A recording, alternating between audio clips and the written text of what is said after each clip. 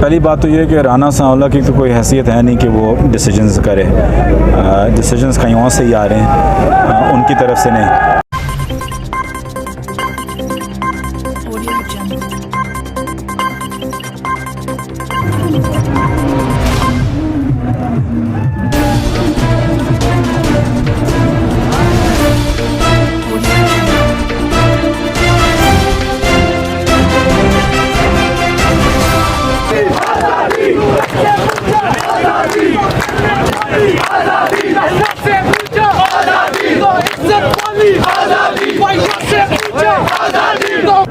अस्सलाम वालेकुम नाज़रीन, मैं हूं आपका होस्ट काजी अख्तर। आप देख रहे हैं हमारा यूट्यूब चैनल वॉइस ऑफ हकीकी आज़ादी। इस वक्त हम मौजूद हैं सी पैक पुल के ऊपर और आप देख सकते हैं कि इस वक्त इस पुल को मुकम्मल तौर पर बंद किया गया है और ख़ान साहब पर जो कातलाना हमला हुआ है उसके हवाले से एक भरपूर एहतजाज रिकॉर्ड करवाया जा रहा है। और इसके साथ हमारे मेन कायद जो पाकिस्तान तहरीक इंसाफ के जुल्फ़ी बुखारी साहब यहाँ पर मौजूद हैं, हम उनसे भी बात करेंगे और उनसे जानेंगे कि वो इस हवाले से क्या कहते हैं। अच्छा बुखारी साहब, मुझे ये बताएं कि अभी तक FIR खान साहब की नहीं हुई है, उसके बारे में पार्टी की तरफ से क्या लाएमल है कि इस FIR के हवाले से जो जुडिशल कमीशन बनाने के हवाले से खान साहब ने जो बात किया उसमें किस हद तक जो है ना आगे कार्रवाई अमल की है? देखें, इसमें अभी सुप्रीम कोर्ट ने ऑर्डर दे चुके हैं और इंशाल्लाह अगले एक दिन के अंदर 24 आवर्स के अंदर आप FIR देखेंगे।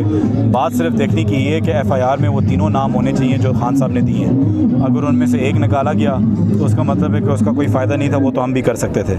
लेकिन हमें पूरी तवक्को है सुप्रीम कोर्ट से कि वो वही FIR काटेंगे जो जिनको गोलियाँ लगी है, वो जो 3 नाम दे रहे हैं।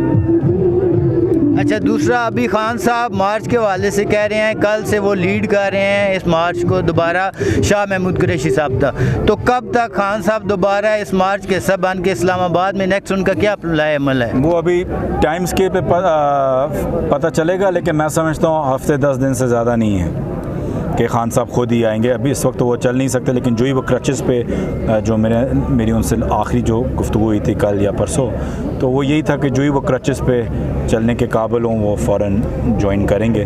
तो वो अभी देखते हैं कि क्या हालात हैं उनकी फिजियो का भी और जो लॉन्ग मार्च है वो कहाँ तक पहुँचता है। अगर उसकी स्पीड ज़्यादा हो तो हफ्ता हो जाएगा, अगर स्पीड थोड़ी सी कम हो तो 10-12 दिन हो जाएंगे। तो जो राना सनाउल्लाह साहब ने बताया है कि हम इनको इस्लामाबाद के अंदर जो है ना एंटर नहीं होने देंगे, उसके हवाले से मतलब PTI का क्या लाएमल उन्होंने तरतीब दिया है? देखिए, पहली बात तो ये है कि राना सांवला की तो कोई हैसियत है नहीं कि वो डिसीजंस करे।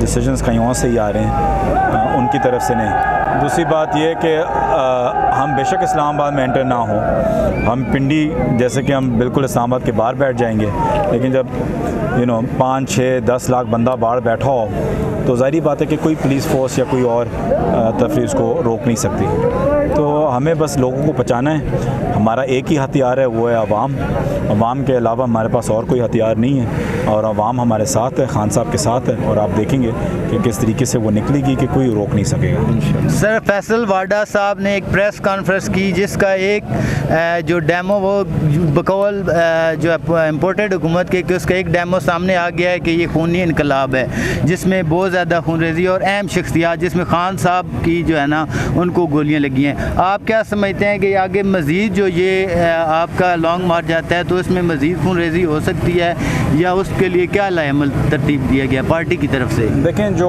कोशिश की गई थी इसको हमें कोई इसमें दो राय नहीं है। ये एक पूरी एक असैसिनेशन अटैम्प्ट थी, खान साहब को जान से मारने की अटैम्प्ट थी। पूरी प्लानिंग की गई थी, 2-3 जगहों पे लोगों को खड़ा किया गया था कि उनको मारने वाला भी अल्लाह होता है, बचाने वाला भी अल्लाह होता है। उनके बगैर कोई चीज़ हो नहीं सकती। तो अल्लाह ने उनको एक दफ़ा बचाया है और जो खान साहब का जो ईमान है इंशाल्लाह आगे भी बचाते रहेंगे जब तक वो अपनी मंजिल पे ना पहुँचें। लेकिन मैं ये ज़रूर कहूँगा इतिहास के लिहाज से बेनज़ीर भुट्टो साहिबा पे भी एक दफ़ा हमला पहले हुआ था और फिर उनको शहीद बाद में किया गया था महीने 2 बाद। तो मैं ये अभी तक समझता हूँ कि ये इसका आखिरी अटैम्प्ट नहीं है खान साहब के ऊपर। जितना प्रेशर बढ़ता जाएगा ये और डेस्परेट होते जाएंगे और फ्रस्ट्रेट होते जाएंगे और एक और कोशिश करेंगे खान साहब के ऊपर हमला करने की। इसमें कोई राय नहीं है, क्योंकि देखिए उन्हें इलेक्शंस की कोशिश की, वहाँ वो बुरे तरीके से पिटे, फिर उनके पास और कोई, फिर उन्हें पुलिस और ये लोगों को करने की कोशिश की, अरेस्ट करने की कोशिश की, वो भी कुछ नहीं हुआ। लोगों को जर्नलिस्ट से लेके सेनेटर से लेके हर बंदे को टॉर्चर करने की कोशिश की जेलों में, वो भी कामयाब नहीं हुए। तो आखिरी चीज़ यही थी, दो चीज़ें थी जो मैं बार बार हर मीडिया प्लेटफॉर्म पे कहता था, हर अपने इंटरव्यू पे कहता था कि खान साहब को डिस्क्वालीफाई भी करेंगे और खान साहब को मारने की कोशिश भी करेंगे। मैं हर इंटरव्यू पे मैंने पिछले 2 महीने से कह रहा हूँ, क्योंकि और उनके पास रास्ते ने हर जो और रास्ता ढूंढने की कोशिश की वो हारे हैं, चाहे वो इलेक्शंस हो वो पटे हैं, वो बुरी तरीके से हारे हैं, तो उनके पास रह कुछ नहीं किया। तो ये अपने लोगों को इस्तेमाल करके खान साहब को डिस्क्वालीफाई करने की कोशिश करेंगे या खान साहब को खुदा न खास्ता मारने की कोशिश करेंगे, और उन्होंने एक कोशिश अभी कर दी है। अब सिर्फ बात ये होती है कि फिर से कोशिश करेंगे या नहीं करेंगे।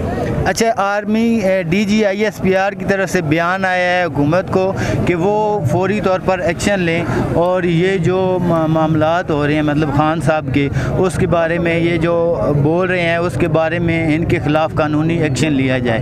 तो आप क्या समझते हैं हुकूमत की तरफ से क्या एक्शन मज़ीद हो सकता है कि उनको -1 करने की जो प्लानिंग हो रही है वो किस हद तक साबित हो सकती है? -1 मैं आपको यही कह रहा हूँ कि 2 ही तरीके हो सकते हैं, या डिस्क्वालिफिकेशन या खुदा न खास्ता जानी हमला।